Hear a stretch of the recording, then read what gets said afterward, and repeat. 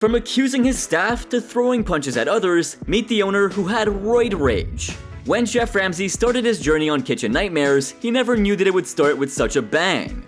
I mean, quite literally with a bang. In the very first episode of the show, Chef Ramsay visited Peter's Italian restaurant in New York. The restaurant was situated in Babylon, a Long Island community close to New York City. It's home to a number of Italian restaurants. Tina Pellegrino, the restaurant's principal owner, was stressed out by the slow business. She was also irritated that people mistakenly thought Peter, her brother, and the restaurant's namesake was the owner. In truth, she was the one who put in the most effort, but Peter managed to always walk away with all of the credit. You could tell that Tina was absolutely heartbroken and down. But at the same time, it was clear that she really did care about the restaurant and wanted it to do well. Before I lose my life, I would sell the place, and I don't want to do that. That's not in my heart. Tina was at her wit's end since her brother Peter took over as the business's host. But Peter barely had any passion for the business like Tina did. While there were 3 ovens down and a boiler on the verge of blowing up, all that Peter cared about was buying a new suit rather than fixing the equipment in the kitchen. Who in their right mind would even say something like that while his sister and the staff struggled daily to work things out? Well, it could only be someone who had a superiority complex so big that they only cared about themselves. And that was Peter for you. He was so full of himself that he didn't care about anyone else. All he truly cared about was his suit, car, accessories, and proving that he was a tough guy. While the father of the siblings, Yogi, believed that his family was closely knit, I couldn't find one thing that bound them together. Peter obviously wanted to impress Chef Ramsay because, well, he only cared about his image, remember? So he promised the multi-Michelin star chef that he would pick him up from the train station. But Chef Ramsay would have been better off on his own because Peter kept him waiting for an entire hour before showing up in his swanky black Mercedes-Benz. With one look at the failing restaurant owner's car, Chef Ramsay mockingly said this. How you doing, bud? Good to see you. Nice car. You look well. Thank you. Not only did Peter drive a fancy car around, but he also looked incredibly posh. Once the two arrived at the restaurant, Peter introduced the family to Chef Ramsay, and all Ramsay could say was, "How nice, all the family working together." Yeah, absolutely. Mum, dad, big brother, little sister. But the famous chef was soon gonna find out that things were completely different than they appeared. Chef Ramsay then met with the head chef, Robert, and Angelo, one of the restaurant's most competent and trustworthy waiters. After a few more introductions, Ramsay couldn't help but notice Peter's high-handed behavior. It was so easy to understand that Peter, in contrast to the rest of his family, wasn't attached to the business. He would rather invest in his appearance than in the restaurant. Things were so obvious that the sous chef of the restaurant, John, even made fun of Peter's actions. He speculated that he might be trying out for a role in the next Goodfellas movie. The fact that his sous chef thinks that proves his immaturity and how he really doesn't care much about the business's future. The head chef, Robert, was concerned for Tina, who was beginning to crumble under the weight of carrying the entire restaurant on her shoulders. And the lack of support from her family, more so Peter, only made things worse. One of the servers, Angelo, also revealed that the establishment was once among the greatest in Babylon. But recently, things have deteriorated significantly. The business had taken such a huge hit that Peter mentioned receiving a lot of calls because he was overdue on his bill payments. Tina, on the other hand, didn't want to give up on the business. But she was beginning to consider selling the establishment, which was wearing her down. She believed that Peter's problems and his over-the-top narcissism were the main reasons for the restaurant's downfall. Most of the staff claimed that Peter's emotional instability and constant obsession with himself was wearing the establishment down. Chef Ramsay was silently taking note of everything that happened around him. But before coming to any conclusions, he first wanted to taste the food. So thanks to Angelo, he ordered a crab cake and some lobster ravioli. When the food eventually arrived, it was terrible. Big surprise, right? Anyway, the crab cake was cold and the crab meat wasn't fresh. The parsley-covered lobster ravioli dish, which came next, was even worse, and this is what it tasted like. That's not even lobster, that's just like baby food inside gunk. Chef Ramsay was then horrified to find rotting pieces of food in his salad. Angelo, who suggested the dishes to Ramsay, was displeased with the presentation. After all, he was the one who had to face the heat from Chef Ramsay. Soon after, when he brought up the issue in the kitchen, it sparked a major argument. The kitchen staff soon broke into a massive fight right in the middle of the service. And what's even more embarrassing was that Chef Ramsay and all the other customers could easily hear the commotion from the dining room.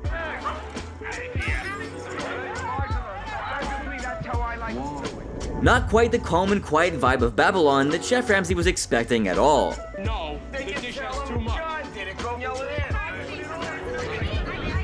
Finally, Chef Ramsay had to step in and intervene to prevent things from going too far. He then gathered the family and staff to talk about the restaurant's issues, which led to another argument. Even though the famous chef hoped to have a mature discussion, everyone seemed to be blaming each other like they were in kindergarten. Chef Ramsay then realized that the pressure of running the business had left a scar in every relationship. Giving them some time to cool off, Ramsay then returned the following day to discover loads of rotten and moldy produce. They look like camel's turd. It looks like something out of a sci-fi movie. And the reason for this was a leaky, malfunctioning walk-in cooler and a damaged freezer that nobody, especially Peter, cared to fix. Chef Ramsay had to act fast. At this point, he realized that he not only had to get the equipment fixed, but also the relationships before everything came crashing down. So he called Tina, Peter, and Angelo over to the walk-in to show them the poor condition of the kitchen. Right off the bat, instead of taking charge, Peter started to blame Robert. He claimed that it was his responsibility to maintain the kitchen.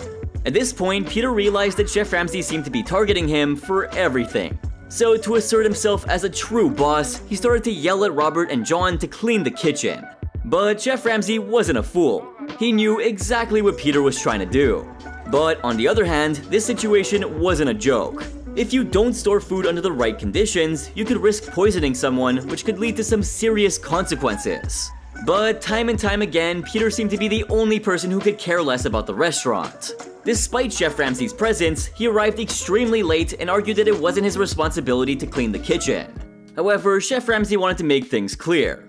He asked the family to take a whiff of some old ravioli, but the very look of it was so bad that they didn't even want to come near it. Now imagine serving that to unsuspecting customers.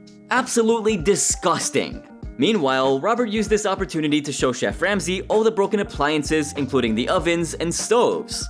Ramsay could see that there was little investment in the restaurant's kitchen and that things needed to change soon.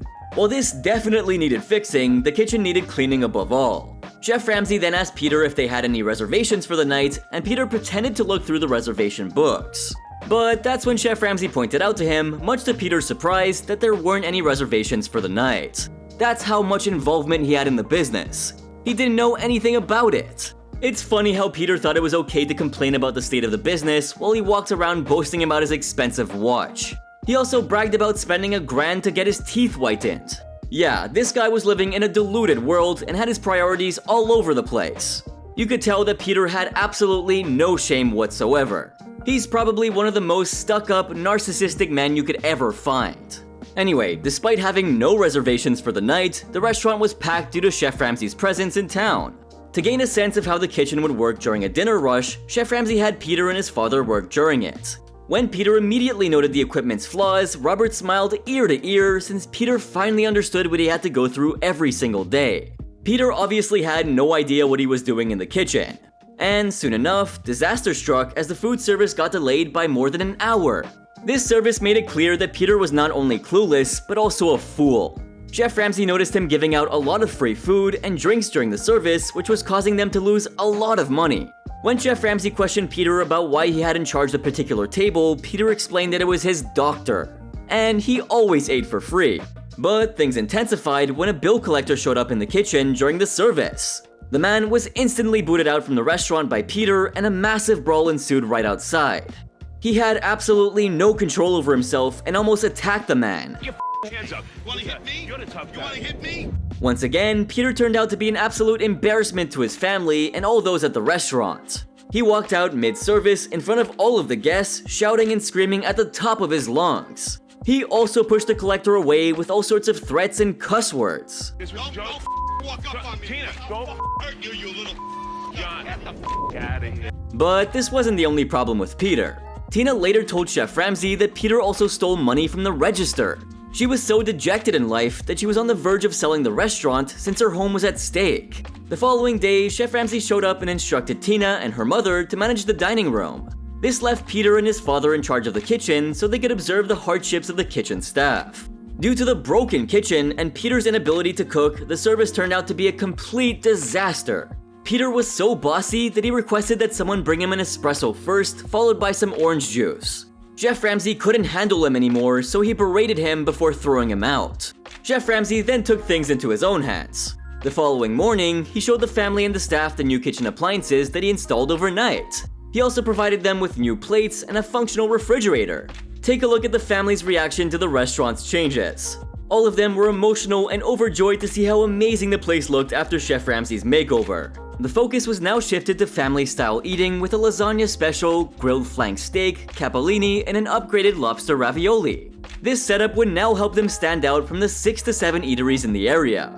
Seeing all the improvements, while Tina was brought to tears, Peter gave Chef Ramsay a huge hug. But he also promised to name his firstborn son after the famous chef.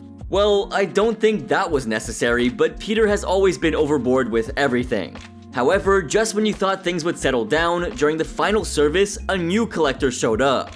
And this time, things actually turned physical. Peter literally knocked the man to the ground, and it took John, Robert, and Yogi to restrain him before he continued to beat him up.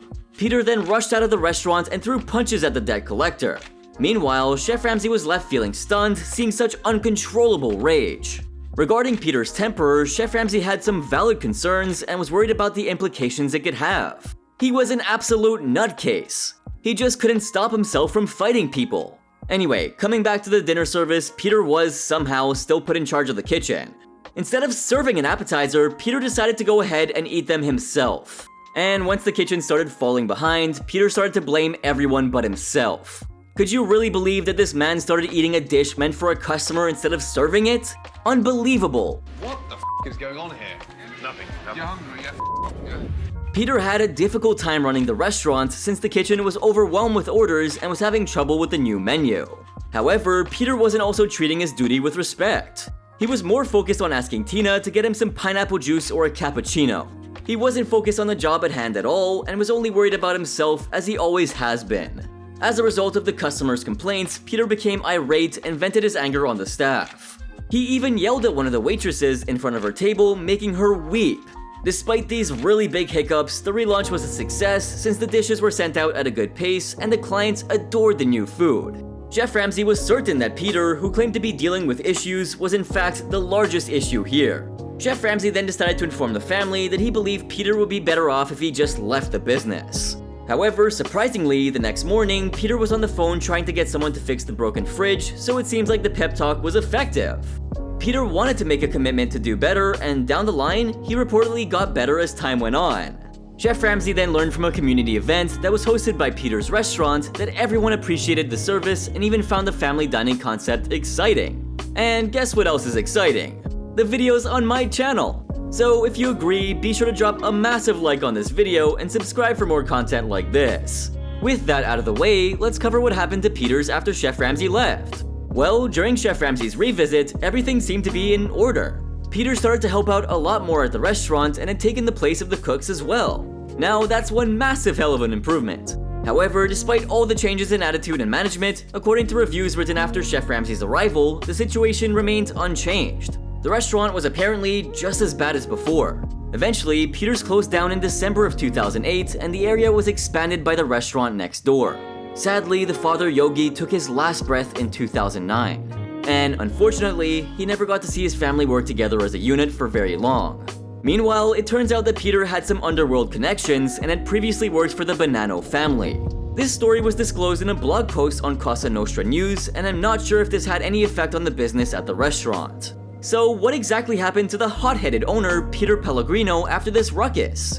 A lot of controversy surrounded Peter and his connections to organized crime. Some viewers claim that he had a falling out with the Bonanno family, who later cut ties with him. However, as of today, there is no clarity about his whereabouts. On the other hand, Tina seemed to have relocated to New York City and all seems to be fine with her. Now, I don't think there are any Kitchen Nightmares owners who challenge Peter when it comes to ROID rage. This guy was unique in the way he dressed, in the way he carried himself, and in the way he dealt with his own business. So, I can't confirm this, but I did read that back in the day, Peter made anywhere between $10,000 to $15,000 every week thanks to his connections.